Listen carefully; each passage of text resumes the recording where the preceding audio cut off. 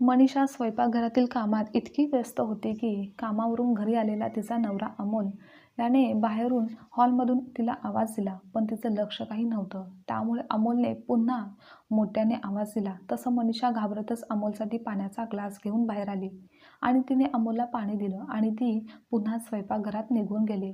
अमोलने पाणी घेत त्याने समोरील टेबलवरचा पेपर वाचण्यासाठी घेतला आणि काही वेळातच रागानेच मोठ्याने ओरडत बोलू लागला की आजकाल काय चालू आहे? आता तर रोजच काही ना काहीतरी अघटित वाचायला मिळत आहे. अमोलचा आवाज ऐकून मनीषा बाहेर येऊन विचारू लागली की काय झालं आहे? तुम्ही इतक्या मोठ्याने का ओरडत आहात?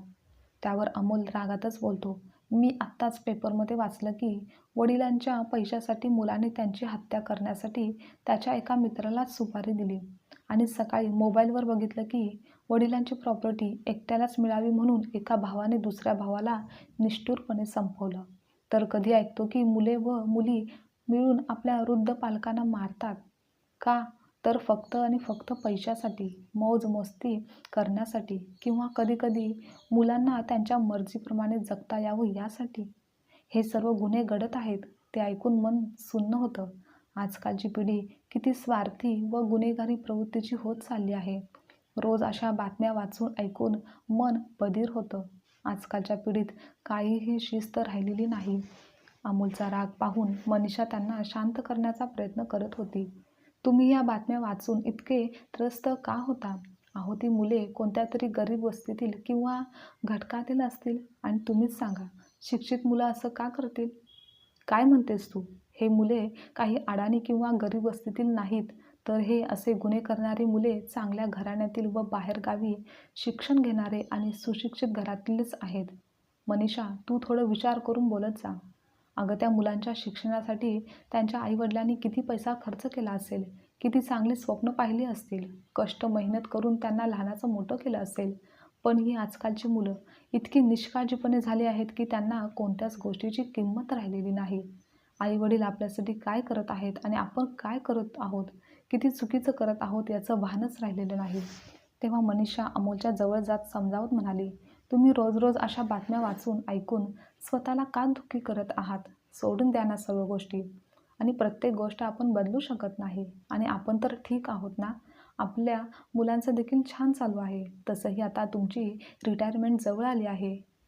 आपलं स्वतःचं घर आहे. रिटायरमेंटनंतर पेन्शन मिळणार आहे. तर मग आणखीन काय हवं आपल्याला?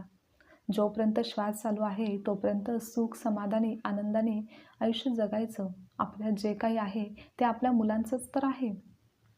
तेव्हा अमोल थोडा सावधच होत बोलला, मुलांचं का बरं? आपल्या तिन्ही मुलांना चांगलं शिक्षण दिलं, चांगले संस्कार दिलेत. तर आता यापुढे जे काही करायचं आहे ते त्यांचं ते करतील. मी यापुढे एक रुपयाही खर्च करणार नाही आणि एक रुपयाही कोणावर खर्च करू इच्छित नाही. मला आता कोणासाठी काही करायचं नाही आणि माझ्या रिटायरमेंटचे पैसे कोणालाही मी देणार नाही. हे ऐकून मनीषा आश्चर्याने बोलते, अहो, ही काय तुम्ही बोलत आहात? आता तर फक्त आपल्या मोठ्या मुलाचं प्रणवचं लग्न झालं आहे. अजून कीर्ती व अजय यांचे लग्न व्हायचं आहे. अजयचे सुद्धा पुढे शिक्षण करायचं आहे. खरं तर अमोल 2 दिवसापूर्वी त्याच्या ऑफिसमधल्या काम करणाऱ्या करणला भेटला होता. करण हा अमोल यांच्यापेक्षा वयाने 10 वर्षांनी मोठा होता. करण जेव्हा आपले दुःख अमोलला सांगितले त्याच्यानंतरच अमोल त्यांच्या चेहऱ्यावरचा रंग उडाला होता. त्यांच्या विचारात खूप मोठा बदल झाला होता. करण यांना एक मुलगा आणि एक मुलगी होती. त्यांनी मुलाला चांगले शिकवून डॉक्टर बनवले होते. निवृत्तीच्या वेळी मिळालेल्या फंडातून त्यांनी मुलीचे लग्न करून दिले आणि राहिलेले पैसे जेव्हा पत्नी आजारी पडली तेव्हा पत्नीच्या आजारात घालवले. जेव्हा मुलाचे नवीन लग्न झाले तेव्हा सर्वजण एकत्र राहायचे. पण एके दिवशी अचानक करण यांच्या पत्नीचे निधन झाले आणि त्यानंतरच त्यांच्या मुलाने त्यांना देखील घरातून बाहेर काढलं. तेव्हा त्यांना कळतच नव्हतं की या वयात ते कोठे जावेत आणि काय करावं. आपली सर्व कमाई तर त्यांनी मुलाच्या शिक्षण आणि लग्नासाठी खर्च केली होती. आयुष्यभर मुलांच्या संसाराच्या जबाबदाऱ्या, कर्तव्य पार पाडताना त्यांना स्वतःचं घरही घेता आलं नव्हतं. त्यांना पेन्शन होती, पण आपलं म्हणून समजून घेणारं, काळजी घेणारं कोणीच नव्हतं. जेव्हा हे सर्व अमोल ऐकतात तेव्हा त्यांचा विश्वासच बसत नाही. करण यांचा मुलगा आपल्याच वडिलांसोबत असं कसं काय वागू शकतो? अमोल यांचे वागणे बदलत चालले होते. हल्ली ते कोणाशीच फारसे बोलत नसायचे. एके दिवशी अजयने आपल्या आईला मनीषाला सांगितलं की आई मला पुढील शिक्षणासाठी अमेरिकेला जायचं आहे. स्कॉलरशिप मिळवण्याचा प्रयत्न करत आहे, पण तरीही सुमारे 4 लाख खर्च येणार आहे. तर बाबा एवढे पैसे मला कर्ज म्हणून देऊ शकतील का? आई तू एकदा बाबांसोबत बोलून बघ. 2 वर्षात माझं शिक्षण पूर्ण होईल. त्यानंतर मला चांगली नोकरी मिळेल आणि मी तुमचे सगळे पैसे परत देईन. त्यावेळी आईने होकार दिला होता. पण आपल्या नवऱ्याच्या वागणुकीवरून तिला शंका वाटत होती की यावर कशाप्रकारे ते उत्तर देतील हे काही सांगता येत नाही. नेहमीप्रमाणे घरातील कामं करून मनीषा खोलीत गेली तेव्हा अमोल खिडकीबाहेर बघत समोर चिंताग्रस्त बसलेले होते. तेव्हा मनीषा हळूच त्यांच्या बाजूला जाऊन उभी राहिली. काही वेळ थांबून मग म्हणाली, हे काय, तुम्ही कसली चिंता करत आहात? कसला विचार इतका करत आहात? आता तर मुले देखील विचारू लागली आहेत आणि हल्ली तर जेवण देखील तुम्ही सगळ्यांबरोबर करत नाहीत. तेव्हा अमोल मनीषाकडे पाहत बोलले की त्यांच्याकडे माझ्यासोबत बोलण्यासाठी काही नाही. मुले आता स्वतःच्या वेगळ्या जगात जगतात. मी सोबत बसतो तर सगळ्यांनाच अस्वस्थ वाटतं. कदाचित माझी अडचण होत असेल. असं काही नाही आहे. सगळे तुमची इज्जत करतात, तुमचा आदर करतात, म्हणून कोणी फार काही बोलत नाही, मनीषा बोलली. ठीक आहे, उद्या सूनबाई माहेरी जायचं म्हणते, तर तिला पाठवायचं का? तेव्हा अमोल रागावतात आणि बोलतात की पण तू हे सगळं मला का विचारतेस? त्यांना त्यांचं ठरवू दे की. आता प्रणव मोठा झाला आहे, जबाबदार झाला आहे, लग्न केलेला माणूस आहे. त्याला स्वतःचं आयुष्य जगायचं आहे आणि त्यांना त्यांचं ते करू दे. मनीषा गप्प उभी राहिली, पण करू लागली की यांचा मूड तर खराब आहे. मग अजयने त्यांच्या शिक्षणासाठी लागणाऱ्या पैशाबाबत सांगितलेलं ते कसं बोलणार? म्हणून मनीषा काही न बोलताच तिथून निघून आली. पण दुसऱ्या दिवशी सकाळी नाश्त्याच्या वेळेस अजयने स्वतःच बोलायला सुरुवात केली. बाबा, मी तुम्हाला सांगितलं होतं ना, MBAसाठी मला अमेरिकेतील एका युनिव्हर्सिटीमध्ये निवड झाली आहे. त्यासाठी मला पैशांची गरज लागेल. तर मी असा विचार करत होतो की अमोल काही पुढचे न ऐकताच अचानक रागावत बोलू लागले. तू पुढचा विचार करूही नकोस. तुला आत्तापर्यंतचे शिक्षण दिलं आहे. मग आता पुढे काय करायचं, कसं करायचं ते तुझं तू बघून घे. तुझ्यासारखी नवीन पिढी फक्त स्वतःचाच विचार करते. त्यांना स्वतःचीच चिंता असते. त्यांना हे कधीच समजत नाही की उद्या आईबाबांचं कसं काय होणार? ते कसं जगणार बाकीचं आयुष्य? त्यांची काळजी कोण घेणार? हे ऐकून अजय थोडा दचकलाच. प्रणव पण तिथेच बसून होता. त्याने पटकन म्हटलं, बाबा तुम्ही असं का बोलता आहात? आम्ही तर आहोत ना. हे ऐकून अमोलच्या ओठावर थोडं कटू हसू आलं आणि बोलले, तुम्ही तुम्ही काय करणार ते मला माहिती आहे. तुमच्याकडून मला काहीच अपेक्षा नाही आणि तुला पण माझ्याकडून काही अपेक्षा ठेवायची गरज नाही. वडिलांचं असं तुटक बोलणं ऐकून सर्वांनाच धक्का बसला. मनीषा देखील विचार करू लागली की हे अलीकडे आपल्याच मुलांसोबत असं का वागत आहेत? इतके वर्ष मुलांचं संगोपन करत आले, कधीच कोणत्याही प्रकारची कमी ठेवली नाही. चांगल्या शाळा कॉलेजमधून शिक्षण दिलं, पण अचानक त्यांची विचारसरणी इतकी का बदलली? ते इतके कठोर का वागत आहेत? अजय उठून आईकडे गेला आणि म्हणाला, आई, बाबांना काय झालंय? एवढा राग का असतो आता सध्या त्यांच्या चेहऱ्यावर? त्यांचं वागणं गेल्या काही दिवसांपासून खूपच बदललं आहे. यावर मनीषाच्या डोळ्यात अश्रू आले. ती बोलते, माहिती नाही काय काय वाचतात, काय काय विचार करतात. कोणाच्या तरी बाबतीत काही चुकीचं घडलेलं ऐकतात आणि त्यांनाही वाटतं की आपल्यासोबत देखील असं होऊ शकतं. आपल्याला मुले फसवतील, दुःख देतील आणि आपलं त्यांच्यावर प्रेम नाही तर आपलं त्यांच्या पैशावर प्रेम आहे, असं त्यांना अलीकडे वाटायला लागलं आहे. त्यांना समजून सांगून कंटाळा आला आहे आता. मी त्यांना नेहमी सांगत असते की सर्व मुले सारखी वाईट नसतात. जे इतरांसोबत वाईट झालं तेच आपल्याबरोबर होईलच असं नाही. पण ते समजूनच घेत नाहीत. त्यांच्या मनात एक वेगळीच भीती घर करत आहे. अजय आपल्या आईला शांत करत बोलतो, पण यात बाबांची काहीच चूक नाही. आजकाल रोज असंच काही ना काही बातमी येतात, ऐकायला मिळतात आणि या आधीही येत असतीलही. पण आजकाल सोशल मीडिया थोडं जास्तच सक्रिय झाली आहे. त्यामुळे प्रत्येक बातमी मनाला लागते. तू काळजी करू नकोस. या सर्व गोष्टी जाऊ दे. वेळेनुसार सर्व काही ठीक होईल. आणि बाबांना सांग की आपल्याला त्यांचे पैसे नको आहेत, तर फक्त आपल्याला ते हवे आहेत. त्यांनी फक्त सुखात आनंदात राहिलेलं आम्हाला पाहायचं आहे. असं बोलून प्रणव व अजय आपापल्या कामाला निघून गेले. कीर्ती अजून कॉलेजमध्ये होती. तिचं या वर्षी शिक्षण पूर्ण होणार होतं. कीर्तीला शिक्षण पूर्ण झाल्यावर नोकरी करायची होती. पण तिच्या आईला वाटायचं की वेळेवर तिचं लग्न करावं. काही दिवसातच अजयने प्रणवच्या मदतीने बँकेतून लोन घेतलं आणि महिन्याभरानंतर तो अमेरिकेला निघून गेला. कीर्तीलाही नोकरी लागली. जेव्हा तिने तिची पहिली कमाई वडिलांच्या हातात दिली तेव्हा ते अपराधी भावाने म्हणाले, "तू तुझी कमाई स्वतःकडे ठेव, बचत कर, उद्या तुझ्या कामी येईल." मनीषाला समजलं होतं की अमोलला समजावणं फार कठीण आहे, पण त्यांना हे आनंद होत आहे की कमीत कमी आपली मुले तरी समजदार आहेत. त्यानंतर पुढे काही वर्षातच प्रणवलाही मुंबईमध्ये चांगली नोकरी मिळाली.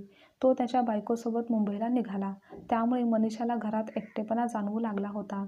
कीर्तीसुद्धा कामावरून घरी उशिराने परत यायची आणि तेव्हा म्हणायची, "आई, आजकाल प्रत्येक प्रायव्हेट नोकरीत उशिरा काम करावं लागतं. कोणीही लवकर घरी जाण्याचा विचार करत नाही. मग मी कशी येऊ लवकर?" कीर्ती इतकी व्यस्त राहायची की तिला स्वतःचं खाणं-पिणं सांभाळायची वेळच नसायची. मनीषाला वाटायचं की तिच्या मुलीने लग्न करून आनंदी राहावं, दुसऱ्या मुलींसारखं छान संसार करून आपलं आयुष्य घालवावं. एके दिवशी मनीषा अमोलकडे बोलायला गेली. "तुम्हाला ठाऊक आहे का, आपली मुलगी किती वर्षाची झाली आहे? तिचं लग्न करण्याची वेळ आली आहे. लग्न तुमच्या हातून करायचं आहे की मी माझ्या मुलीसाठी परस्पर स्थळ शोधू? मी माझ्या मुलीचा आनंद पाहू इच्छिते. मला तिला सुखाने संसार करताना बघायचं आहे."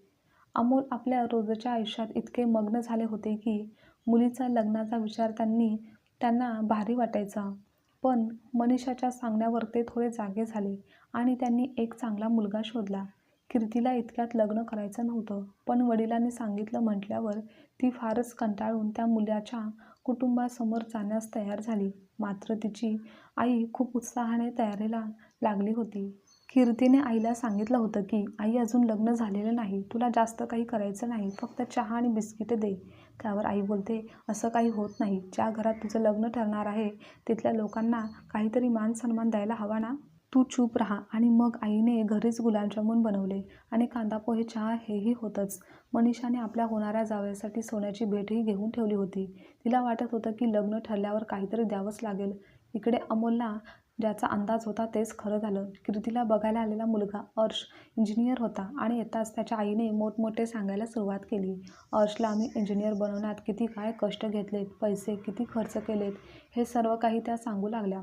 तेव्हा अमोलने काही वेळ त्यांच्या त्यागाचं भाषण ऐकलं. मग विचारलं, "हे बघा, प्रत्येक आईवडील त्यांच्या मुलांसाठी, शिक्षणासाठी काही ना काही त्याग करतच असतात. मी पण माझ्या मुलांच्या शिक्षणावर खूप खर्च केला आहे. तुम्हाला काय सांगायचं आहे, काय बोलायचं आहे ते स्पष्टपणे बोला." अर्शची आई थोडी दचकली. तेव्हा अर्शचे वडील परिस्थिती हाताळले बोलले की तुमच्या तर एका मुलाचं लग्न झालं आहे. तुम्हाला तर सर्व गोष्टी माहितीच आहेत. तर वेगळं काही सांगण्याची काय गरज आहे?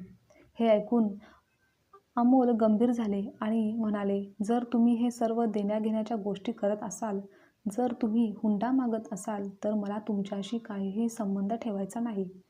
हे ऐकून कोणालाही काही बोलण्याची हिंमतच राहिली नाही. मग त्यापुढे बघण्याचा कार्यक्रम फक्त औपचारिकता म्हणून पार पडला आणि पाहुणे गेले. तेव्हा मनीषा तिच्या नवऱ्यावर रागावून बोलू लागली की "असं वाटते की तुम्हाला अजिबात आपल्या मुलीचं लग्न करायचंच नाही. जर तुम्ही असे वागलात तर कोण तुमच्याशी संबंध ठेवायला तयार होईल? आपल्या मुलीचं लग्न कसं होईल?" अमोलने आपल्या बायकोकडे पाहिलं आणि शांत आवाजात म्हणाला, "मी माझ्या मुलगीला चांगलं शिक्षण दिलं आहे. ती चांगल्या नोकरीला आहे आणि अशा लालची व हुंडा मागणाऱ्या घरात मला माझी लेक द्यायचीच नाही." मनीषा रडू लागली. "तुम्ही फक्त पैशाच्या मागे धावत आहात. मुलीच्या लग्नात कोणी पैसा खर्च करत नाही का? आपण आपल्या मुलीला काही पैसे दिले तर काय झालं?" पण मनीषाच्या बोलण्याचा, रडण्याचा त्यांच्यावर काहीच फरक पडला नाही. ते तिकडून निघून गेले. तेव्हा कीर्ती आईला म्हणाली, "आई, तू रडू नकोस. बाबांनी बरोबरच ठरवलं आहे आणि मला स्वतःलाच हुंडा न देता लग्न करायचं आहे. मी माझ्या स्वतःच्या पायावर उभी आहे. तू काळजी करू नकोस." पण तरीही मनीषाला काही मानसिक समाधान मिळत नव्हतं. त्यानंतरच्या काही महिन्यांनी कीर्ती एक दिवस आईला म्हणाली, "आई, मला तुझ्याशी कोणीतरी ओळख करून द्यायचं आहे." आईला थोडं आश्चर्य वाटलं, कारण पहिल्यांदाच कीर्ती कोणाची तरी भेट घडवून देत होती. मनीषाला भेटायला सांगत होती. संध्याकाळी कीर्ती घरी एका व्यक्तीसोबत आली आणि म्हणाली, "आई, हा रविराज आहे. माझ्याबरोबर काम करतो आणि आम्ही दोघे." अजून पुढे कीर्ती काही बोलणार इतक्यात मनीषाने तिला आतमध्ये रूममध्ये घेऊन गेली आणि म्हणाली, "कीर्ती, तुझं वय कमी असताना इतक्या मोठ्या माणसाशी तुला लग्न का करायचं आहे?" तेव्हा कीर्तीने मनीषाचा हात पकडला आणि बोलू लागली, "अगं आई, तो खूप समजूतदार, हुशार व्यक्ती आहे. आम्ही दोघे एकमेकांना चांगले ओळखू लागलो आहोत. मी त्याच्यासोबत खूप आनंदाने, सुखाने राहीन." असं आईला सांगताना कीर्तीच्या डोळ्यात पाणी आलं. तेव्हा मनीषाने तिला जवळ घेतलं, मिठी मारली आणि म्हणाली, "तुझा आनंद माझ्यासाठी सगळ्यात मोठी गोष्ट आहे. पण काय करणार? मी तर एक आई आहे ना. काय करू? मन मानत नाही. तुझी काळजी वाटते." त्यानंतर अमोलने देखील कीर्तीच्या पसंतीवर काहीच शंका घेतली नाही. त्यांना रविराज चांगले वाटले. कीर्तीने कोर्टात जाऊन लग्न केलं. कारण रविराजचं असं म्हणणं होतं की लग्नात इतका खर्च कशाला करायचा? इतके पैसे लग्नात खर्च करण्यापेक्षा त्याची बचत केली तर पुढे भविष्यकाळात उपयोगाला येतील. आणि कीर्ती तिच्या सासरी गेली. आता तिन्ही मुलं स्वतःच्या जगात आयुष्यात पुढे जात होती. काही वर्षानंतर अमोल तर आता आधीपेक्षा सुद्धा कमी बोलू लागले होते. आता त्यांनाही मुलाच्या आठवणी येत होत्या, पण ते खूप कठोर झाले होते. ते आपल्या भावना कधीच व्यक्त करत नव्हते.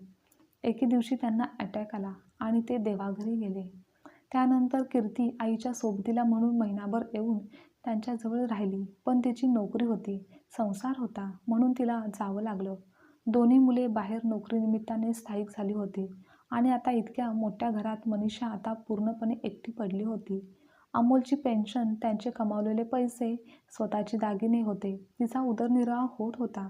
पण मनात सतत वेदना उठायची की वेळेवर जर मुलांच्या मदतीची सोय केली असती तर आज हा पैसा भार वाटला नसता आणि मनाला अशी दुखापत झाली नसती. मुलांची जेव्हा ती तिच्या मनातील गोष्टी बोलायची तेव्हा ते बोलायचे की आई तू तेथील सर्व सोडून इकडे आमच्याकडे ये. आपण सर्वजण एकत्र राहूयात. आता माझी मुलगी मोठी होत आहे. तिला तुझं प्रेम मिळेल, घराला आधार मिळेल. मग त्यानंतर मनीषाने विचार करून आपल्या संपत्तीचे 3 भागामध्ये वाटणी केली आणि कागदावर सही करून तिन्ही मुलांकडे पाठवून दिली. तेव्हा मुलांनी फोन केला आणि प्रणव बोलला, "आई, आम्हाला तेथील काहीही नको आहे. आम्हाला तिघांना तुम्ही खूप काही दिलं आहे. चांगलं शिक्षण, चांगले संस्कार दिले आहेत. त्यामुळे तो तुमचा पैसा आता गरजू लोकांमध्ये वाटा. नाहीतर एखाद्या अनाथ आश्रमाच्या नावाने द्या. कदाचित त्यामुळे तरी बाबांच्या आत्म्याला शांती मिळेल. आणि हो, तू इकडे लवकर ये. उशीर करू नकोस. आपल्याला सर्वांना आता एकत्र राहायचं आहे." हे ऐकून मनीषा रडू लागली. खरंच, आजचा दिवस पाहण्यासाठी अमोल जिवंत हवे होते. ज्या पैशासाठी अमोल आपल्या मुलांपासून दूर गेले, त्या पैशाचा आज त्यांना काहीच उपयोग नाही. अमोल यांनी आजचे बाहेरचे जग बघून, रोजच्या वाईट घटना पाहून, गुन्हे ऐकून त्यांनी त्यांची विचारसरणी इतकी नकारात्मक केली होती की ज्या वयात मुलांना त्यांची आणि त्यांना मुलांची गरज होती, तेव्हा त्यांनी आपल्या नात्यात अशी एक दरी उभी केली की ते पुन्हा कधीच आपल्या कुटुंबासोबत एकरूप होऊ शकले नाहीत. आजची कथा तुम्हाला आवडल्यास लाईक, शेअर, कमेंट करा आणि चॅनलवर नवीन असाल तर चॅनलला सबस्क्राईबसुद्धा नक्की करा.